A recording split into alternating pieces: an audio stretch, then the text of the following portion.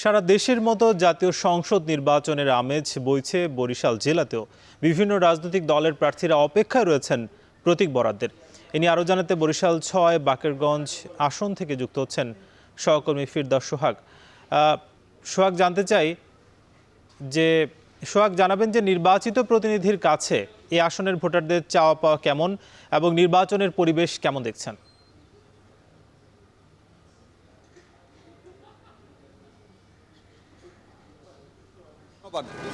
সারা দেশের মতো বরিশালেও কিন্তু নির্বাচনী হাওয়া বইছে। আমি রয়েছি বরিশালের বাকেরগঞ্জ উপজেলায়। এই উপজেলাটি কিন্তু নানান কারণে গুরুত্বপূর্ণ এবং এটি বরিশালের ৬ নম্বর সংসদীয় আসন। আমরা একটু দেখাবার চেষ্টা করছি। আমরা যে জায়গাটিতে রয়েছি ঢাকা বরিশাল কুয়াকাটা মহাসড়কের বাকেরগঞ্জের এই জায়গাটি কিন্তু গুরুত্বপূর্ণ হওয়ার নানান কারণ আছে। তার মধ্যে অন্যতম একটি কারণ হচ্ছে সেটি হচ্ছে যে ঢাকা বরিশাল থেকে কুয়াকাটা যাওয়ার পথে এই জায়গাটি ছাড়া যাওয়ার আর কোনো জায়গা নেই সড়ক পথে।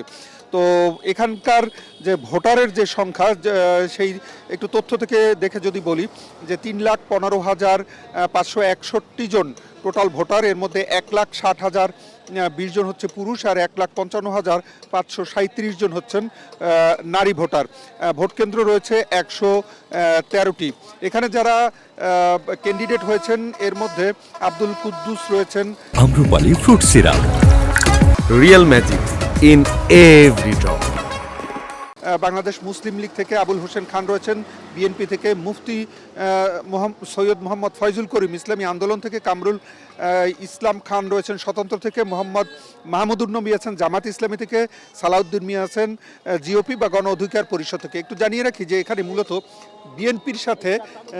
বিএনপির সাথে কিন্তু প্রতিদ্বন্দ্বিতা হবে অন্য রাজনৈতিক দলগুলোর সাথে। তবে সাধারণত যদি জামাত ইসলামী এবং ইসলামী আন্দোলন আলাদাভাবে নির্বাচন করে এখন পর্যন্ত যতটুকু বোঝা যায়, তাহলে কিন্তু বিএনপির সাথে ইসলামী আন্দোলন এবং জামাত ইসলামী এই দুটির প্রতিদ্বন্দ্বিতা হবে এমনটি জানিয়েছেন আমাকে এখানকার যারা স্থানীয় ভোটার আছেন।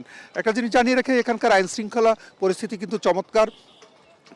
আমরা পুলিশের সাথে কথা বলেছি, তারপরে এখানকার যারা প্রশাসন রয়েছে তাদের সাথে কথা বলেছি। এখন পর্যন্ত কোথাও কোনো জটিলতা বা নির্বাচন কেন্দ্রিক যে ঝামেলা সাধারণত থাকে সেটি কিন্তু এখন পর্যন্ত শুধু এই আসনটি নয়, বরিশাল বিভাগের কোথাও বা বরিশাল জেলার কোথাও কিন্তু এখন পর্যন্ত হয়নি, আমরা যেটা দেখতে পেরেছি। তো বরিশালের সব জায়গায় কিন্তু শান্তি শৃঙ্খলা বজায় আছে এখন পর্যন্ত নির্বাচন কেন্দ্রিক, এবং এই বরিশাল ৬ আসনেও কিন্তু একই অবস্থা। শান্তিপূর্ণভাবে ভোট গ্রহণ অনুষ্ঠিত হবে এমনটি কামনা করেছে এখানকার যারা ভোটার রয়েছেন তারাই। এতটুকুই ছিল বরিশাল ৬ আসন থেকে নির্বাচনের যে খবরাখবর।